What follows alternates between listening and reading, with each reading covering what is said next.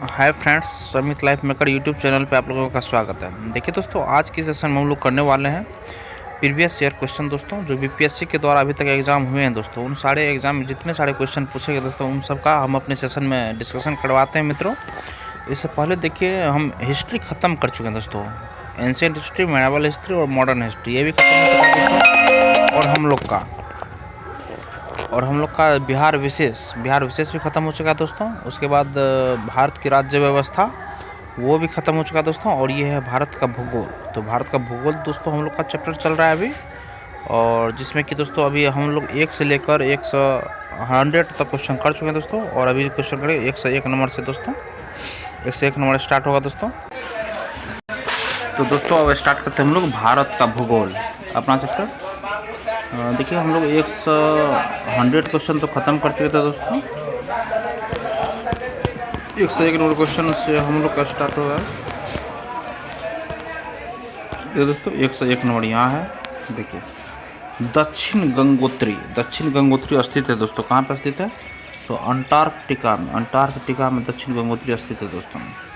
दक्षिण गंगोत्री भारत द्वारा अंटार्कटिका में 1980 में स्थापित किया गया पहला ध्रुवीय अनुसंधान केंद्र है। इसके अलावा भारत ने मैत्री, हिमाद्री एवं भारतीय अनुसंधान केंद्र अंटार्कटिका में स्थापित किया है दोस्तों।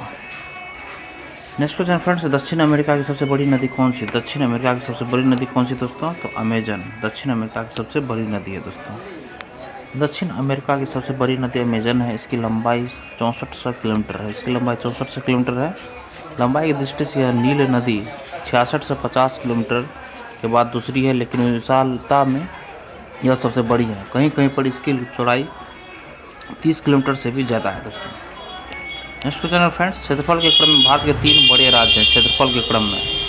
तो देखिए दोस्तों, फर्स्ट ऑप्शन सही है दोस्तों। राजस्थान सबसे बड़ा है, तब मध्य प्रदेश, तब महाराष्ट्र। राजस्थान, मध्य प्रदेश, महाराष्ट्र।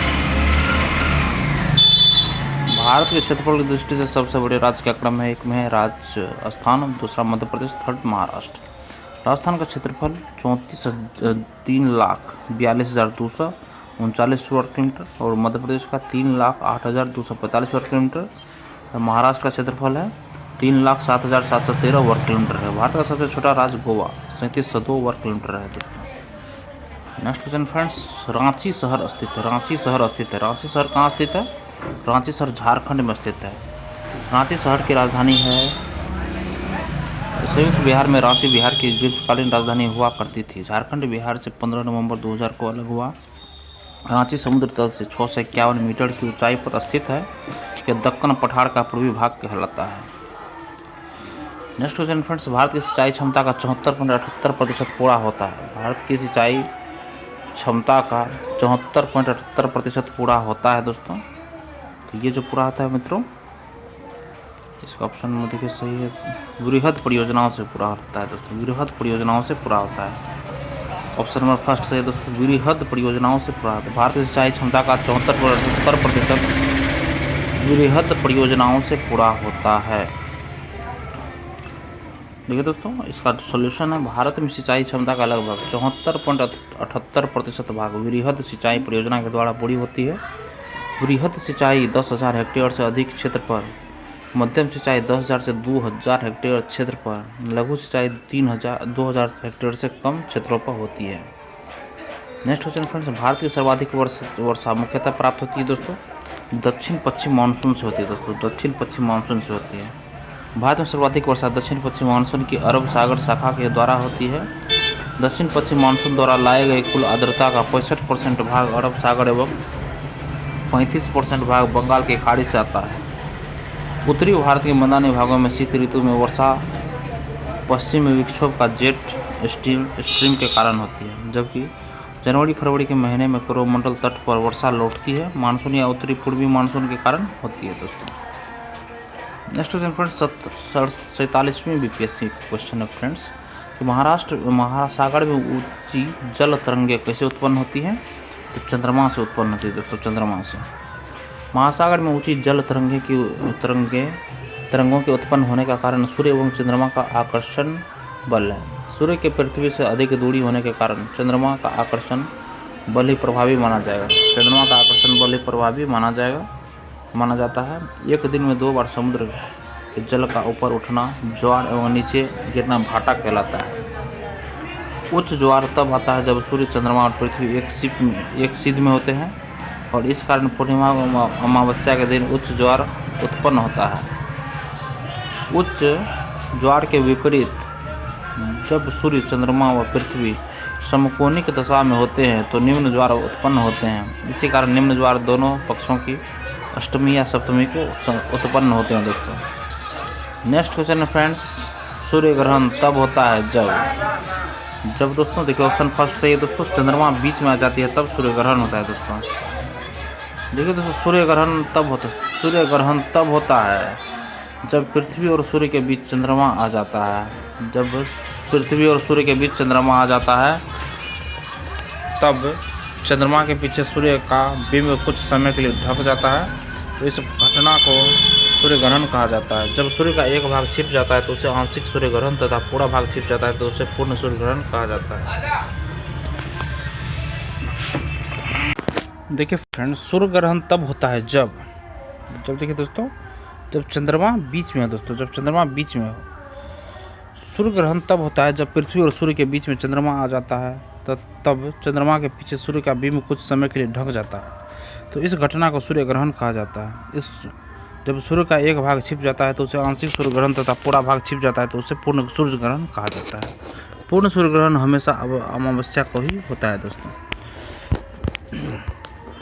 आइए दोस्तों, एक नॉर्मल क्वेश्चन, जब सबसे छोटा दिन कब होता है दोस्तों? सबसे छोटा दिन तो 23 दिसंबर को दोस्तों, 23 दिसंबर को सबसे छोटा दिन होता है दोस्तों। 21 मार्च एवं 22 सितंबर को दिन एवं रात बराबर होते हैं पृथ्वी पर। सूर्य की स्थिति उत्तरी गोलार्ध में जब कर्क रेखा के ऊपर होती है तब उत्तरी गोलार्ध में इस दिन सबसे लंबा दिन होता है जो 21 जून को पड़ता है। दिन सबसे लंबा एवं रात सबसे छोटी होती है। दक्षिण गोलार्ध में मकर रेखा के ऊपर जब सूर्य पहुंचता है तब इस दिन दक्षिण गोलार्ध में सबसे लंबा दिन एवं रात सबसे छोटी होती है जो 22 दिसंबर को पड़ता है। जिस दिन उत्तरी गोलार्ध में लंबा दिन होता है उसी दिन दक्षिण गोलार्ध में सबसे छोटा दिन होता है।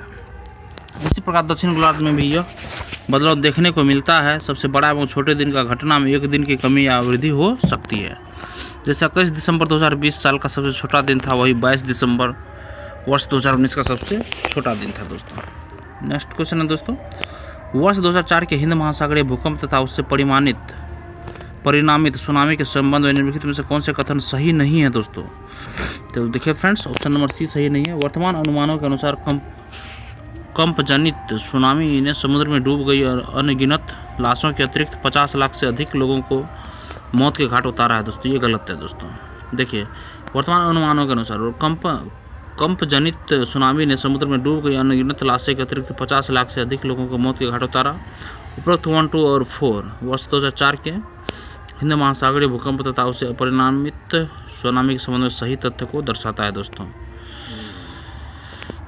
नेक्स्ट क्वेश्चन फ्रेंड्स, 64,000 किलोमीटर लंबाई एवं 2,000 किलोमीटर से 2400 किलोमीटर चौड़ाई वाला एक कटक उत्तरी एवं दक्षिणी अटलांटिक महासागरीय द्रोणियों के मध्य से गुजरता हुआ हिंद महासागरीय द्रोणी और फिर ऑस्ट्रेलिया तथा अंटार्कटिका के बीच से दक्षिणी प्रशांत महासागरीय द्रोणी में प्रवेश करता है। यह कटक दोस्तों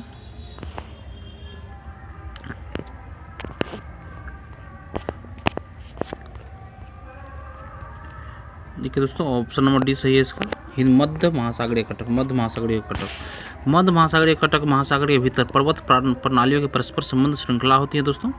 इसका निर्माण प्लेट विवर्तन की क्रिया के अंतर्गत प्लेटों के अपसारी संचलन के कारण हुआ है दोस्तों। मध्य अटलांटिक कटक मध्य महासागरीय कटक का उत्कृष्ट उदाहरण है जो 64,000 किलोमीटर लंबाई एवं 2,000 किलोमीटर से 2400 किलोमीटर चौड़ाई के लिए जारी के लिए हुआ है। उत्तरी एवं दक्षिणी अटलांटिक महासागरीय द्रोणियों के मध्य गुजरता है तथा हिंद महासागरीय द्रोणी ऑस्ट्रेलिया तथा अंटार्कटिका के बीच दक्षिण प्रशांत महासागरीय द्रोणी में प्रवेश करता है फ्रेंड्स।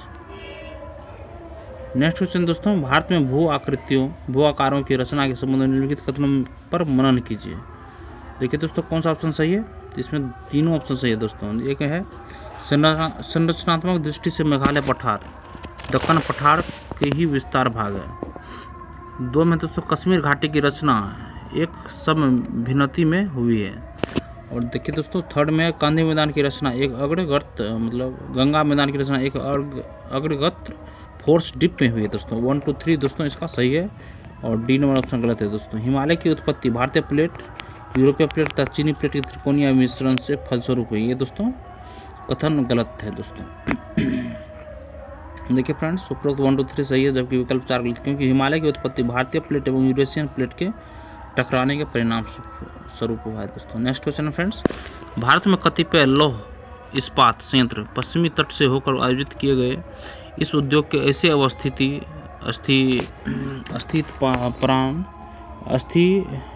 अस्थिपात्रण का प्रमुख कारण क्या है दोस्तों? लोकेशनल शिफ्ट का प्रमुख कारण क्या है दोस्तों? स्थानांतरण का। तो ये है दोस्तों ऑप्शन नंबर 20 का सही होगा। गोवा एवं मध्य प्रदेश के कुछ प्रदेशों के कुछ भागों में उत्तरी श्रेणी के लौह निक्षेपों का मिलना तथा इस क्षेत्र के इस्पात निर्यात की तुलनात्मक सुविधा दोस्तों। तो ऑप्शन नंबर 20 दोस्तों इसका सही है। नेक्स्ट क्वेश्चन फ्रेंड्स, देखिए इसका सॉल्यूशन है दोस्तों। गोवा एवं मध्य प्रदेश के कुछ प्रदेशों के कुछ भागों में उत्तरी श्रेणी के लौह निक्षेपों का मिलना तथा इस क्षेत्र के इस्पात निर्यात की तुलनात्मक सुविधा।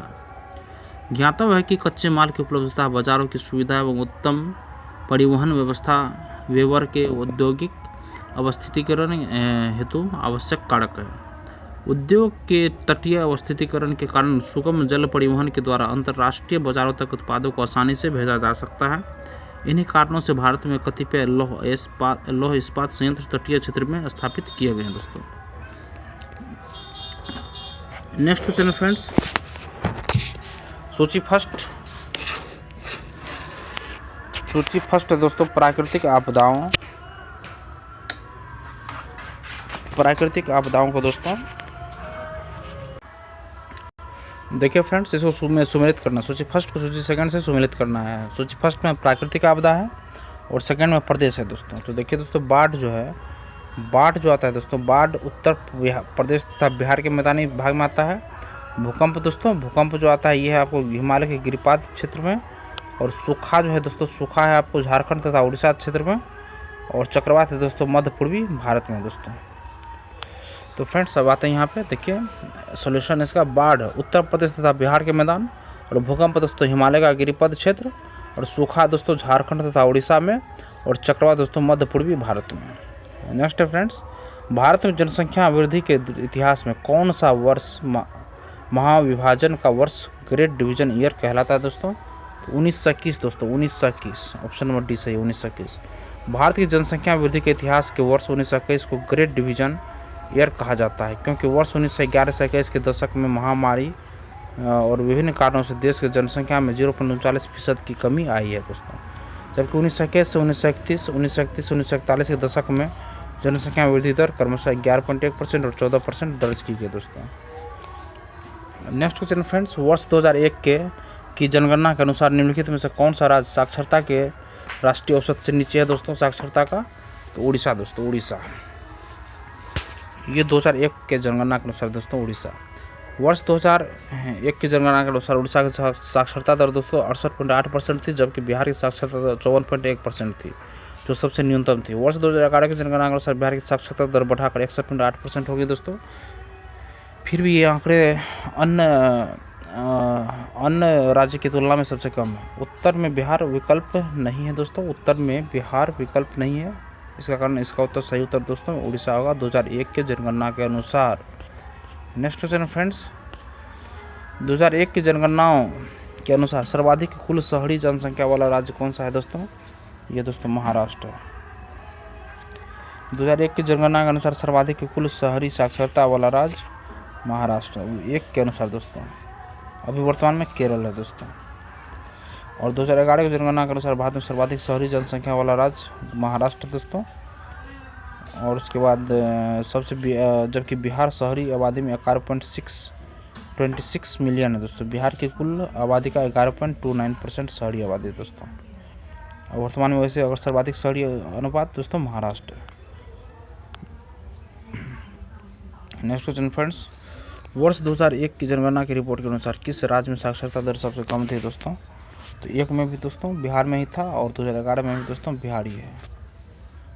देखिए फ्रेंड्स, 2001 की जनगणना के अनुसार बिहार की साक्षरता दर 54.1%, तो साथ में सबसे नीचे पैदान पर, जबकि वर्ष 2011 की जनगणना के अनुसार बिहार की साक्षरता दर 61.8% है दोस्तों। नेक्स्ट दोस्तों CDPO का एग्जाम जो हुआ था 15 मई 2022 को, उसका क्वेश्चन है फ्रेंड्स। देखिए 119 में निम्नलिखित में से कौन सा वस्त्र उद्योग का केंद्र है दोस्तों, कौन सा, तो भीलवाड़ा दोस्तों वस्त्र उद्योग का केंद्र है। देखिए फ्रेंड्स, राजस्थान में सर्वाधिक सूती वस्त्र की मिलें भीलवाड़ा में है, इसलिए इसे राजस्थान का टेक्सटाइल सिटी भी कहा जाता है। बोकारो झारखंड में स्थित बोकारो स्टील प्लांट के लिए जाना जाता है। नेक्स्ट दोस्तों सानंद, यह गुजरात में है और ऑटोमोबाइल केंद्र के रूप में जाना जाता है। और नेक्स्ट दोस्तों तारापुर, यह महाराष्ट्र में है।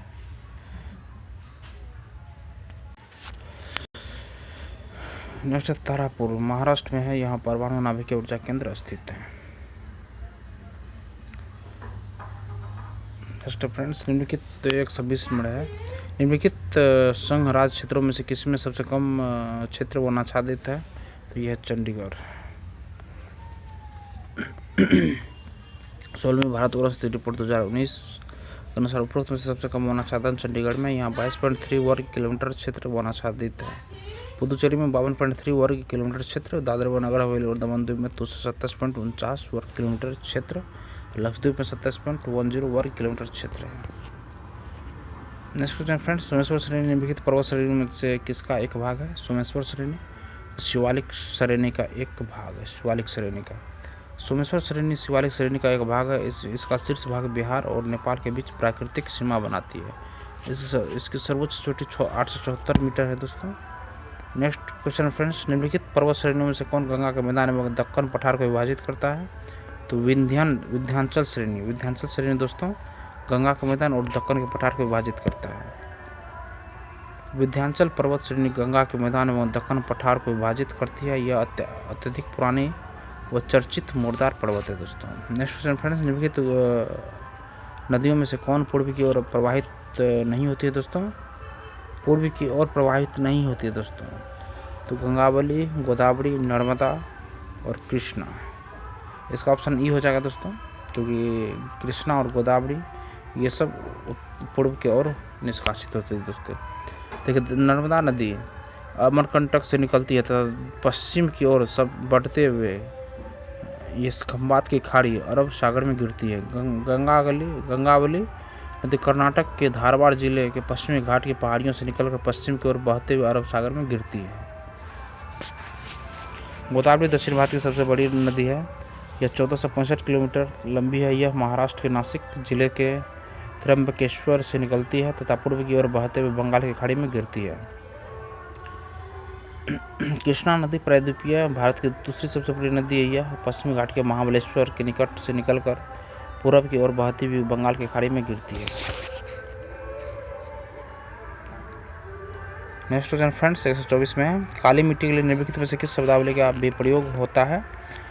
तो इसमें दोस्तों ऑप्शन नंबर ई दिया हुआ है। देखिए भारत में काली मिट्टी का निर्माण ज्वालामुखी विस्फोट के निचले लावा के ठंडे होने के उपरांत बेसाल्ट लावा के अपक्षय से हुआ है।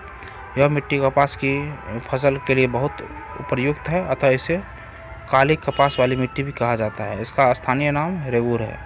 इसका मुख्य विस्तार गुजरात, महाराष्ट्र, कर्नाटक आदि राज्यों में है दोस्तों। नेक्स्ट क्वेश्चन फ्रेंड 2020 में भारत में निम्नलिखित फसलों में से किसका रकबा सर्वाधिक है दोस्तों? तो चावल धान का रकबा सर्वाधिक है। 2020 में किसका रकबा सर्वाधिक है दोस्तों? चावल धान का रकबा सर्वाधिक है। देखिए फ्रेंड्स 2020 में भारत में चावल धान का रकबा सर्वाधिक था। इसके रकबा विस्तार 437 लाख हेक्टेयर था, जबकि दूसरा स्थान गेहूं का था। इसका रकबा विस्तार 314 लाख हेक्टेयर था फ्रेंड्स।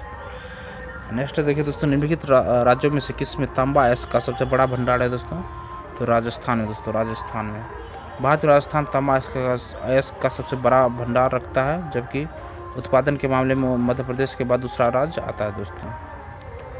नेक्स्ट क्वेश्चन है फ्रेंड्स, पूर्वी उत्तर प्रदेश एवं बिहार के भाग निम्नलिखित मैदानों में से किस में सम्मिलित है दोस्तों? मध्य गंगा के मैदान में सम्मिलित है। मध्य गंगा के मैदान दोस्तों। देखिए पूर्वी उत्तर प्रदेश और बिहार के भाग उच्चावच की दृष्टि से मध्य गंगा के मैदान के अंतर्गत आते हैं। इस मैदान का निर्माण गंगा एवं उत्तरी सहायक नदियों के द्वारा लाए गए अवसादों से हुआ है। अब देखिए दोस्तों, CDPO का एग्ज़ाम जो हुआ था 15 जुलाई 2018 को, वो क्वेश्चन है, भारत में जिन क्षेत्रों में शुष्क भूमि कृषि की जाती है उनमें वार्षिक वर्षा से कम होती है दोस्तों। कितना वार्षिक वर्षा से कम होती है दोस्तों? 75 सेंटीमीटर। देखिए फ्रेंड्स, भारत के वैसे क्षेत्र में शुष्क भूमि कृषि की जाती है जहां औसत वार्षिक वर्षा 75 सेंटीमीटर से भी कम होती है। भारत में कृषि योग्य भूमि के लगभग 1/3 भाग में शुष्क खेती अपनाई जाती है। भारत में शुष्क एवं अर्धशुष्क क्षेत्र जैसे पश्चिम राजस्थान, काठियावाड़ क्षेत्र, गुजरात एवं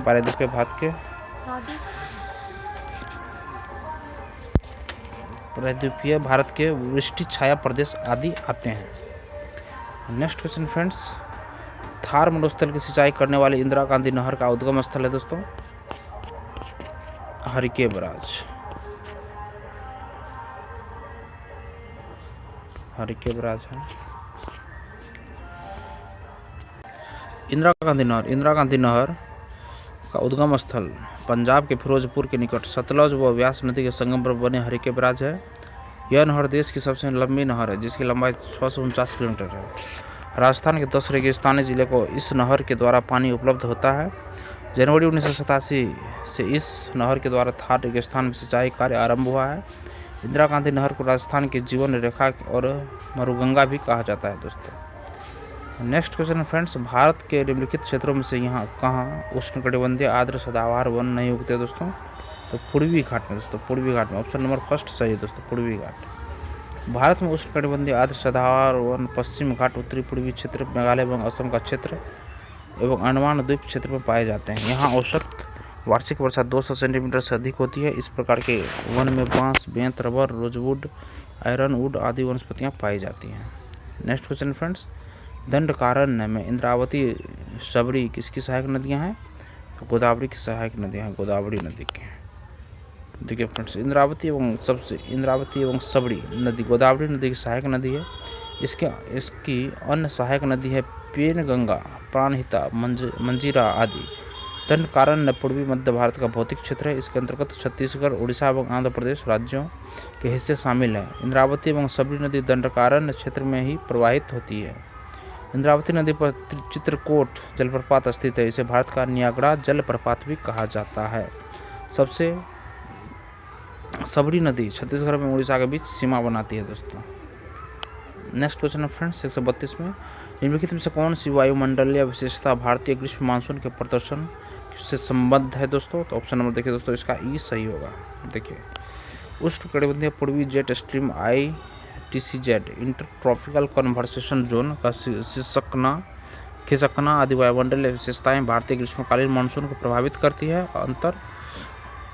अंतर उष्णकटिबंधीय अभिसरण क्षेत्र दोस्तों ITCZ से तात्पर्य निम्न दाब क्षेत्र या पेटी है जहां उच्च वायु दाब क्षेत्र से हवाएं आकर अभिसरण करती है। ग्रीष्मकाल पूर्व ITCZ की पेटी हिंद महासागर में बनती है। इस निम्न दाब क्षेत्र की ओर उत्तर पूर्वी व्यापारिक पवन चलती है। भारतीय स्थल भाग से गुजरने के कारण ये हवाएं गर्म हो जाती हैं, जिससे महासागरीय भूभाग में निम्न दाब केंद्र भी गहरा हो जाता है। इसी उत्तर पूर्वी व्यापारिक पवन को पूर्वी जेट स्ट्रीम भी कहा जाता है। हिंद महासागर पहुंचकर ये हवाएं ठंडी और अवतलित होकर उष्ण वायुदाब विकसित करती है। ग्रीष्मकाल में ITCZ की पेटी भारतीय भूभाग में जब 25 डिग्री नॉर्थ के पास पहुंचती है तब यह प्रबल निम्न दाब केंद्र का विकास हो जाता है, जबकि हिंद महासागरीय क्षेत्र में प्रबल उच्च दाब की स्थिति रहती है। इसी उच्च दाब क्षेत्र से नमीयुक्त हवाएं दक्षिण पश्चिम दिशा से चलकर भारतीय मुख्य भूभाग पहुंचती है, जिसे दक्षिण पश्चिम मानसून कहा जाता है। यद्यपि भारत में ग्रीष्मकालीन मानसून का सर्वप्रथम आगमन अंडमान निकोबार द्वीप समूह पर होता है दोस्तों। नेक्स्ट क्वेश्चन फ्रेंड्स, मणिपुर की मध्य घाटी में संकेंद्रित गैर अनुसूचित लोगों को कहा जाता है, क्या कहा जाता है? तो मैत्तेई कहा जाता है, मैत्तेई। ऑप्शन नंबर फर्स्ट सही है, मैत्तेई। देखिए, मैत्तेई मणिपुर की गैर अनुसूचित समुदाय है जो मुख्य रूप से नव्य घाटी में निवास करती है। वर्ष 2011 की जनगणना के अनुसार मणिपुर की कुल आबादी का करीब 40% जनसंख्या मैत्तेई समुदाय की है। मैत्तेई समुदाय को समान श्रेणी में रखा गया है। मैत्तेई समुदाय द्वारा इसे अनुसूचित श्रेणी में डालने के लिए समय समय पर मांग होती रही है। नेक्स्ट क्वेश्चन फ्रेंड्स 134 में भारत के वे राज्य केंद्र शासित प्रदेश जहाँ 2011 की जनगणना के अनुसार अनुसूचित जाति और अनुसूचित जनजाति जनसंख्या का प्रतिशत उनकी कुल जनसंख्या में सबसे अधिक है दोस्तों, तो पंजाब और लक्षद्वीप। देखिए फ्रेंड्स, वर्ष 2011 की जनगणना के अनुसार सर्वाधिक अनुसूचित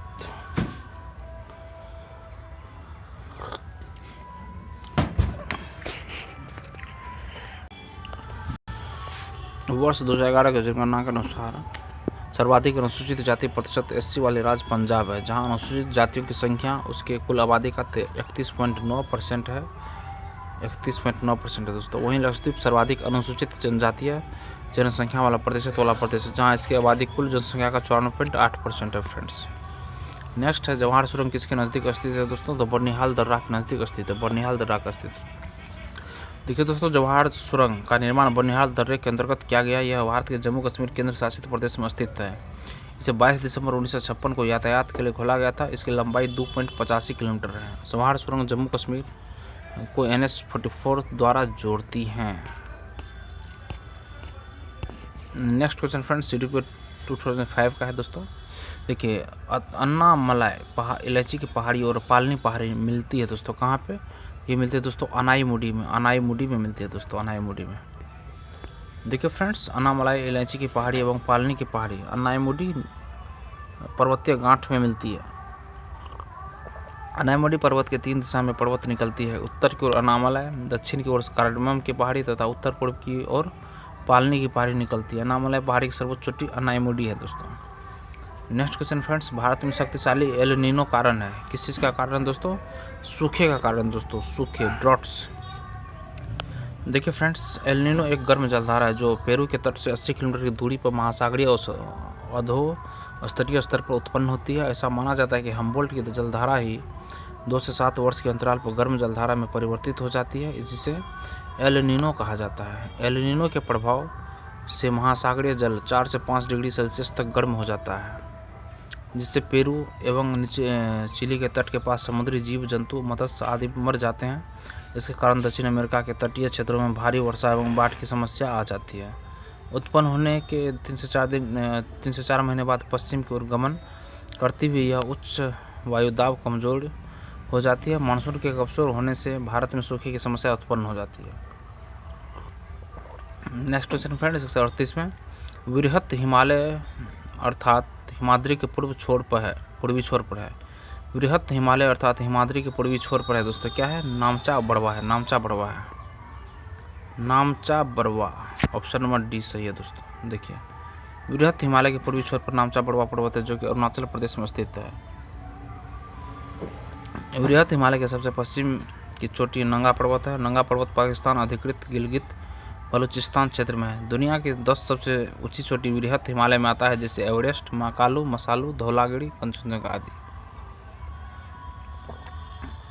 नेक्स्ट क्वेश्चन है फ्रेंड्स, सुंदरवन क्षेत्र में है दोस्तों। तो देखिए दोस्तों, ऑप्शन नंबर डी सही है, सघन मैंग्रोव वन सुंदरवन क्षेत्र में है दोस्तों। देखिए फ्रेंड्स, सुंदरवन क्षेत्र में सघन मैंग्रोव वन पाए जाते हैं। भारत में सबसे अधिक क्षेत्र में मैंग्रोव वन सुंदरवन में ही पाए जाते हैं। इसके बाद गुजरात एवं अंडमान निकोबार द्वीप समूह का स्थान आता है। भारत में मैंग्रोव आवरण वन स्थिति रिपोर्ट 2019 के अनुसार 4,975 वर्ग किलोमीटर है, जो देश के कुल भौगोलिक क्षेत्र का 0.15% है। वर्ष 2017 की तुलना में 2019 में मैंग्रोव आवरण में आवरण में 54 वर्ग किलोमीटर की वृद्धि हुई है दोस्तों। देखिए फ्रेंड्स, नेक्स्ट क्वेश्चन है 140 में है, कैगा दोस्तों। देखिए, ऑप्शन फर्स्ट सही है दोस्तों, कैगा बेंगलोर के निकट है, यहाँ न्यूक्लियर विद्युत संयंत्र है दोस्तों। कैगा कर्नाटक राज्य में बेंगलोर के निकट काली नदी के किनारे स्थित है। यहाँ भारत का एक नाभिकीय विद्युत संयंत्र स्थापित है। संयंत्र वर्ष 2000 से कार्यरत है। भारत में कुल 8 परमाणु ऊर्जा संयंत्र कार्यरत है दोस्तों। तारापुर महाराष्ट्र में दोस्तों, तारापुर कहाँ है, तो महाराष्ट्र में, रावतभाटा राजस्थान में, काकड़ापाड़ गुजरात में, जेतपुरा महाराष्ट्र में, नरोड़ा उत्तर प्रदेश में, कलपक्कम तमिलनाडु में, कैगा कर्नाटक में, कुडनकुलम तमिलनाडु में। नेक्स्ट क्वेश्चन फ्रेंड्स, हरित क्रांति के कारण निम्नलिखित फसलों में से किसके उत्पादन में सर्वाधिक वृद्धि हुई है, तो गेहूं ऑप्शन सही होगा दोस्तों। देखिए, हरित क्रांति का सबसे सकारात्मक प्रभाव गेहूं की फसल पर पड़ा है, जिसके कारण इसके उत्पादन में सर्वाधिक वृद्धि हुई है, जबकि मोटे अनाज के उत्पादन पर इसका नकारात्मक प्रभाव पड़ा है। भारत में हरित क्रांति की शुरुआत 1966 ईस्वी में हुई थी। इसका जनक MS स्वामीनाथन को माना जाता है, जबकि अंतर्राष्ट्रीय स्तर पर इसका जनक अमेरिकी कृषि वैज्ञानिक नॉर्मन बोरलॉग को माना जाता है। फ्रेंड्स, नेक्स्ट क्वेश्चन दोस्तों 142 में है, सिंचित भूमि के अंतर्गत शुद्ध बोई गई भूमि में प्रतिशत के बढ़ते क्रम में रखे गए राज्यों के सही क्रम को पहचानिए। देखिए फ्रेंड्स, ऑप्शन इसका सही होगा सी, पंजाब, हरियाणा, उत्तर प्रदेश, आंध्र प्रदेश। देखिए फ्रेंड्स, वर्तमान में सर्वाधिक सिंचित प्रतिशत वाले राज्य हैं पंजाब 99%, हरियाणा 90%, उत्तर प्रदेश 85%। विश्व बैंक की रिपोर्ट के अनुसार भारत का कुल सिंचित क्षेत्र कुल कृषि भूमि का 35% है। नेक्स्ट तो छत्तीसगढ़ में सीमेंट उद्योग विकसित है, क्योंकि यह मुख्य रूप से उपलब्ध है क्या है, तो चूना पत्थर मुख्य रूप से उपलब्ध है। सीमेंट उद्योग के लिए सबसे जरूरी कच्चा माल चूना पत्थर होता है। छत्तीसगढ़ में चूने पत्थर की उपलब्धता के कारण यहाँ सीमेंट उद्योग का विकास हुआ है। भारत में सर्वप्रथम सीमेंट कारखाना 1904 ईस्वी में मद्रास में स्थापित हुआ। भारत सीमेंट उत्पादन में विश्व में दूसरे स्थान पर है, जबकि चीन प्रथम स्थान पर है। दोस्तों देखिए, हमारा सेशन यहीं खत्म होता है दोस्तों। नेक्स्ट दोस्तों, भारत का भूगोल खत्म हो गया। आप दोस्तों देखिए भारत का इतिहास दोस्तों हम लोग खत्म कर चुके हैं। प्राचीन इतिहास, मध्यकालीन इतिहास, आधुनिक भारत, और बिहार का विशेष भी हो चुका है। भारतीय राज्य व्यवस्था भी हो चुका है दोस्तों। भारत का भूगोल भी खत्म हो चुका है। अब हम लोग करेंगे दोस्तों विश्व का भूगोल। दोस्तों कल के सेशन में विश्व का भूगोल स्टार्ट करेंगे। फ्रेंड्स, आप लोग सेशन में बने रहिए। अगर आपको यह सेशन पसंद आए दोस्तों, तो सेशन को लाइक कीजिए और किसी एक ग्रुप में दोस्तों इस सेशन को शेयर कीजिए और मेरे चैनल को सब्सक्राइब कीजिए। दोस्तों धन्यवाद, आपका दिन शुभ हो।